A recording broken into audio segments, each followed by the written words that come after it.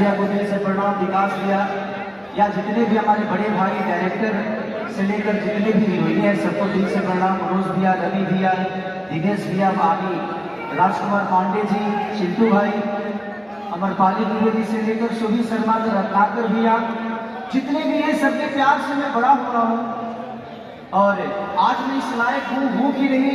ये आप सबने ही मुझे तय किया है और आप सबने ही बनाया है। इसीलिए सारा हकदार आप सब हैं। क्या अगर नहीं होते तो शायद मैं इस जगह में नहीं होती, क्योंकि सब लोग जानते हैं कि मैं लिट्टी चोखा बेच कर यहाँ तक पहुंचा था और मैं ऐसे आदर्श के हाथ से आज मुझे लगता है कि जीवन की मेरी मैं जितना कमाऊंगा ना और जितना कमाया मुझे आज मिला है कुछ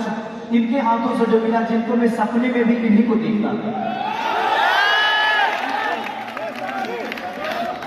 मैं इनसे कभी मिलना नहीं चाहता था, सिर्फ इसलिए कि मेरे लिए गुलाब की फूल की तरफ है, मैं इनको छूना नहीं चाहता था ताकि ये बिखर न जाए।